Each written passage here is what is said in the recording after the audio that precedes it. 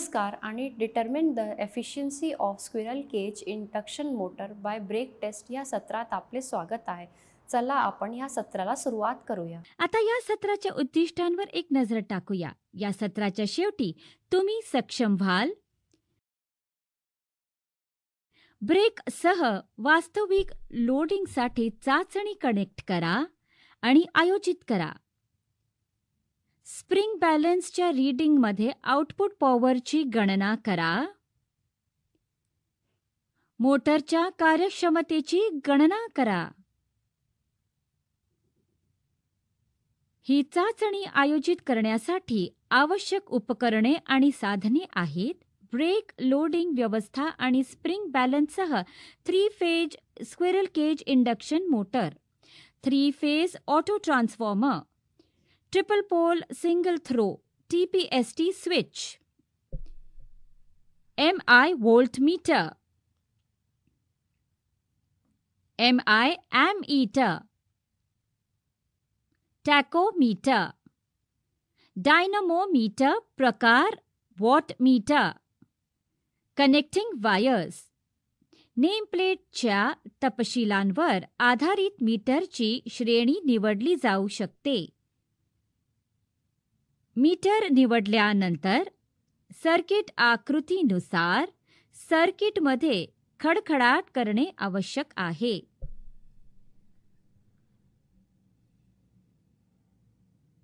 Three phase AC पुरवठ्यापासून प्रत्येक टप्प्यापासून TPST स्विचच्या input बाजूस वायर जोडल्या जातात. TPST स्विचचे आउटपुट 3 फेज ऑटो ट्रान्सफॉर्मरशी जोडलेले आहे. व्होल्टमीटर A आणि B टप्प्यांमधील रेषेतील व्होल्टेज मोजण्यासाठी जोडलेले आहे आणि B फेज करंट मोजण्यासाठी एमीटर जोडलेले आहे. 3 फेज पॉवर मोजण्यासाठी सर्किटमध्ये 2 वॉटमीटर वापरले जातात. M2L म्हणून चिन्हांकित केलेली वर्तमान कॉईल फेजसह मालिकेत जोडलेली आहे आणि संभाव्य कॉईल CV टप्प्यांदरम्यान जोडलेली आहे. टर्मिनल M आणि C शॉर्ट सर्किट केलेले आहेत. मोटरचे स्टेटर फेज विंडिंग हे सर्किट डायग्रामानुसार वॉटमीटर आणि एमीटरद्वारे ऑटो ट्रान्सफॉर्मरच्या आउटपुटशी जोडलेले आहेत.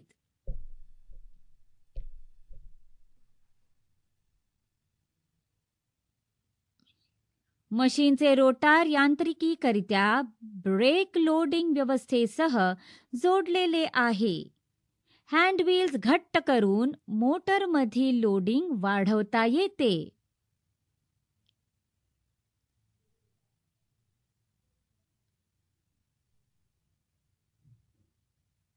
थ्री फेज पॉवर सप्लाय चालू करा आणि TPST स्विच बंद करा.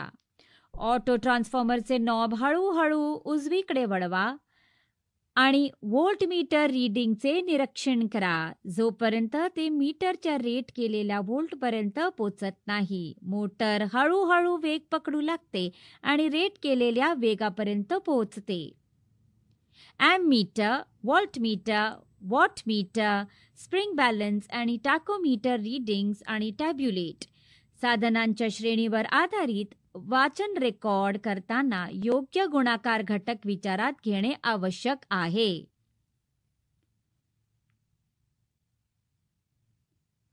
ब्रेक लोडिंग हँडव्हील घट्ट करून भार वाढवा. मीटर रीडिंगचे निरीक्षण करा. एमीटर त्याचे रेट केलेले मूल्य वाचत नाही तोपर्यंत या प्रक्रियेची पुनरावृत्ती करा आणि टॅब्युलर कॉलममधील रीडिंग नोंदवा.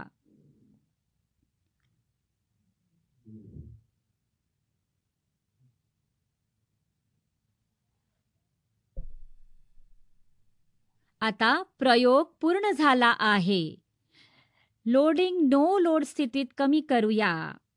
ऑटो ट्रान्सफॉर्मरला 0वर येईपर्यंत ते घड्याळाच्या उलट दिशेने फिरवून लागू व्होल्टेज कमी करा. 3 फेज पुरवठा बंद करा आणि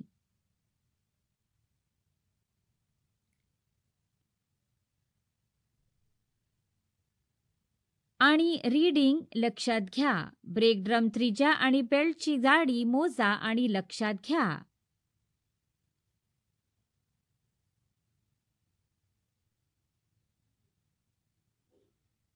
वाचन प्रयोग आणि टॅब्युलेटेड डेटाचा वापर करून वेगवेगळ्या लोडसाठी आता वेगवेगळ्या कामगिरीचे मापदंड मोजले जाऊ शकतात. या समीकरणाचा वापर करून टॉर्कची गणना केली जाते. T in Newton meter is equal to 9.81 into S1 minus S2 into R plus T. येथे S1 आणि S2 हे किलोमधील स्प्रिंग बॅलन्स रीडिंग आहेत. R हा M मधील ब्रेक ड्रमचा व्यास आहे आणि T ही M मधील बेल्टची जाडी आहे.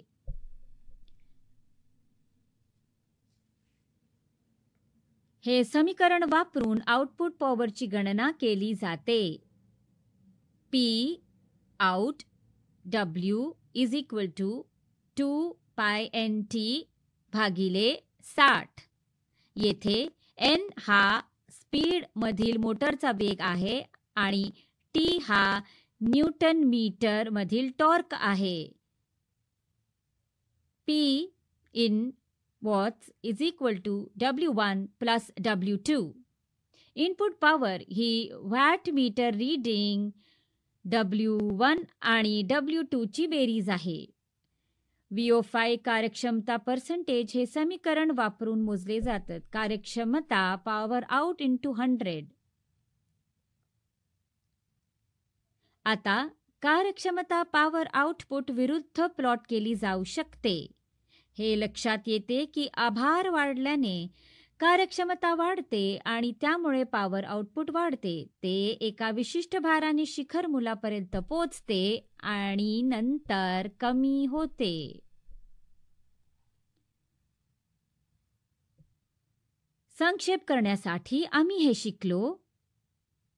ब्रेकसह वास्तविक लोडिंगसाठी चाचणी कनेक्ट करा आणि आयोजित करा. स्प्रिंगच्या रीडिंगमधून आउटपुट पॉवरची गणना करा. शिल्लक मोटरच्या कार्यक्षमतेची गणना करा. तर हे सर्व determine the efficiency of squirrel cage induction motor by brake test याबद्दल आहे. चला आपण पुढील सत्रात भेटूया.